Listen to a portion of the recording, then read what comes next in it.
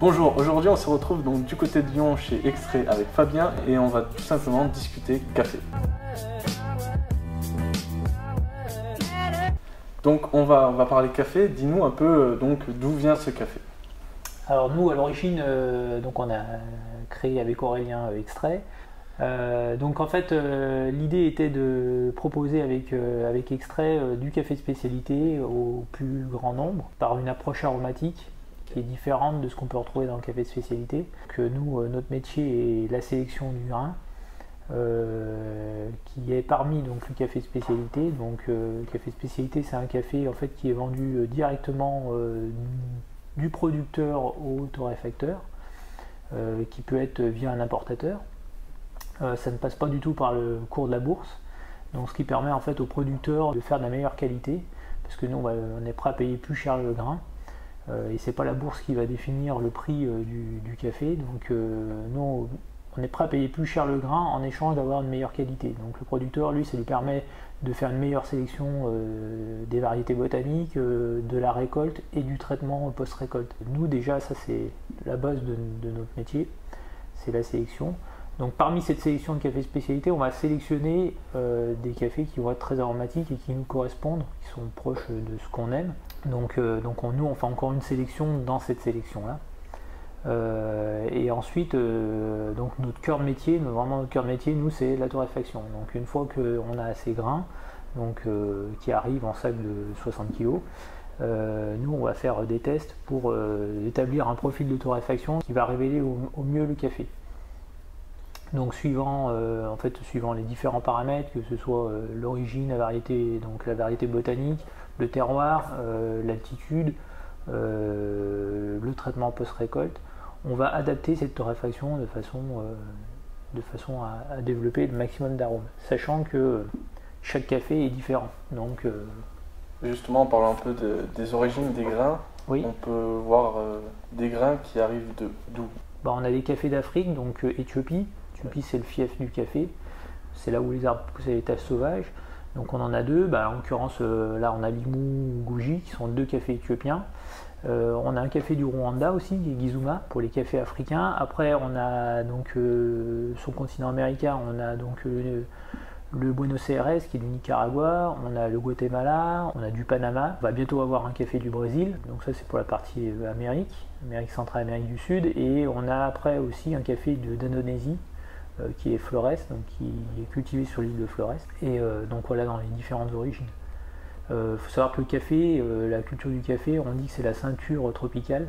Donc c'est entre le tropique du Cancer et le tropique du Capricorne. Donc c'est des climats qui sont très favorables pour le développement du café. Où on peut trouver justement vos cafés?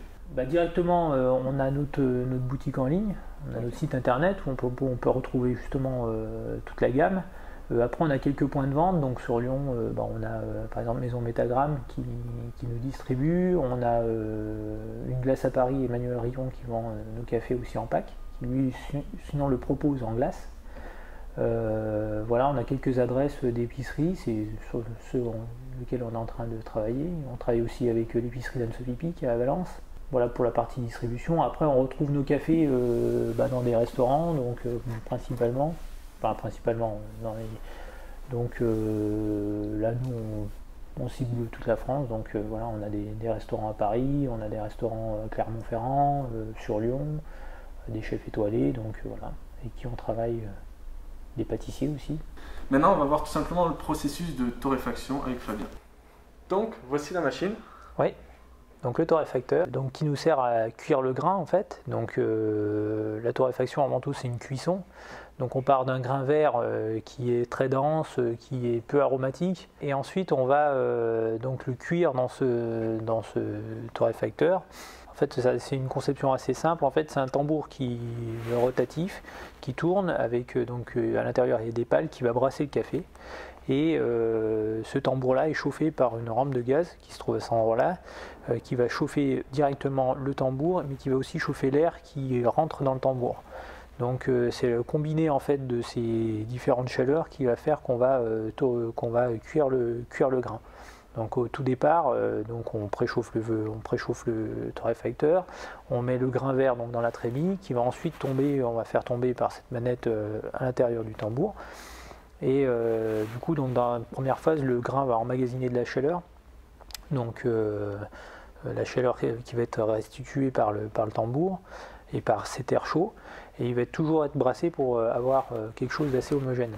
Donc ça c'est la première phase. Ensuite on va voir, donc on a des éléments de contrôle, en l'occurrence donc le petit hublot qui permet de voir le grain pendant qu'il tourne et d'avoir cet échantillonneur donc, voilà, qui permet de récolter quelques grains pour pouvoir mieux contrôler en fait.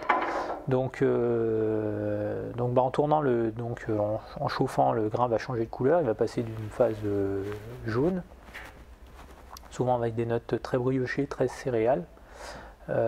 Et ensuite on va arriver donc au moment où on va commencer à avoir la réaction de Maillard. Donc là le grain va vraiment changer de couleur, il commence à avoir son aspect plus sombre. Et donc à ce moment-là, il va arriver une phase qui est le premier crack en fait. Donc c'est l'eau qui est à l'intérieur du grain qui se transforme en vapeur, qui veut s'échapper. Donc le grain craque comme un popcorn. Et donc là c'est une phase justement qui est plus... C'est la phase où il faut vraiment être très, très précis. C'est là où on va vraiment relever les échantillons pour pouvoir sentir et pour pouvoir regarder la couleur du grain. Donc la phase du premier crack est un indice qui nous dit que c'est à ce moment-là qu'il faut vraiment être très vigilant pour sortir. Donc une fois que le grain il est bien torréfié, comme on le souhaite, comme on recherche, on va lever la porte et il va tout simplement couler dans le refroidisseur. Donc le refroidisseur toujours en mouvement, il va brasser le café et il y a l'air qui est aspiré qui va venir refroidir le café. Donc ça c'est une phase aussi importante, le refroidissement.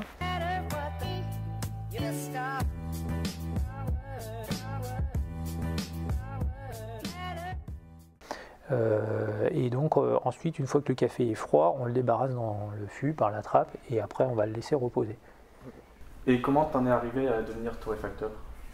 Alors, en fait, pour être torréfacteur, il n'y a pas d'école. En fait, on peut pas faire une formation de torréfaction. Donc moi j'ai une formation de cuisinier. J'ai été cuisinier pendant plus de 15 ans, à travailler entre autres à la Maison Pic à Valence. Je travaillais beaucoup sur la création des plats. Donc du coup, on était toujours à la recherche de produits. Donc en fait, j'en suis venu à découvrir le café. À rechercher du café de spécialité, enfin des grains qualitatifs. Et voilà, quand je suis rentré dans cet univers-là, après j'ai voulu apprendre. Donc toute la partie extraction, donc qui est réaliser un café et la boisson, mais aussi la partie torréfaction. Donc là, quand on cherche une école, il n'y en a pas. Donc j'ai cherché les torréfacteurs qui torréfiaient eux déjà et qui avaient cette expérience-là. Et j'ai rencontré donc Antoine Nétien des Cafés Coutumes à Paris qui lui est torréfacteur et était ok pour me former. Voilà. Mais c'est pas une formation, disons la torréfaction, on apprend les bases et après il faut pratiquer beaucoup pour avoir l'expérience. Il y a de la technique à connaître, mais après c'est surtout un ressenti, et ce ressenti-là on l'a avec l'expérience, au même titre que la boulangerie par exemple, où voilà, il faut bien maîtriser les subtilités pour pouvoir avoir. Donc voilà, donc il n'y a pas réellement d'école actuellement. Pour se former, il faut être proche d'un torréfacteur et quelqu'un qui va faire pratiquer.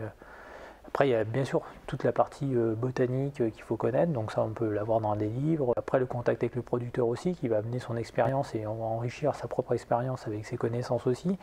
Mais après, c'est vraiment sur le terrain et pratiquer, quoi. Selon vous, la qualité est fondamentale?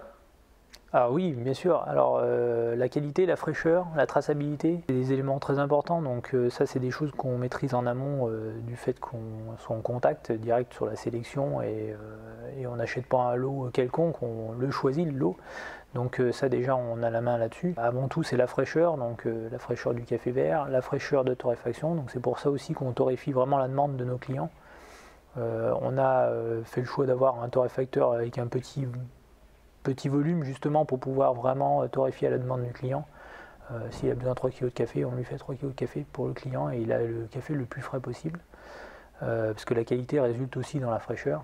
Et on peut parler projets futurs qu'il va y avoir? Oui, bah là très prochainement on va ouvrir une boutique au centre de Lyon, dans le 2e arrondissement.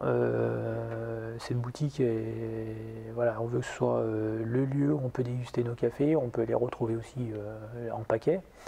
Mais avant tout on veut que ce soit voilà, un lieu de vie où on peut se restaurer, qui est ouvert toute la journée.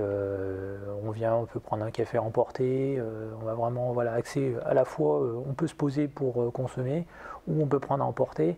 On peut se restaurer avec voilà, des petites restaurations, on va dire. On pourra retrouver des viennoiseries, des choses comme ça, une petite formule le midi. Voilà, donc ça sera prochainement au printemps. C'est ce sujet sur lequel on travaille en ce moment. Bon, ben merci beaucoup Fabien. À une prochaine. Merci à toi. Très bientôt. Merci d'avoir regardé cette vidéo. Bien évidemment, je vous invite à me suivre sur les réseaux sociaux comme Facebook, Twitter et Instagram. Je vous mettrai les liens donc, pour retrouver le site donc, de Extrait en barre de description. Et à très vite pour de prochaines vidéos.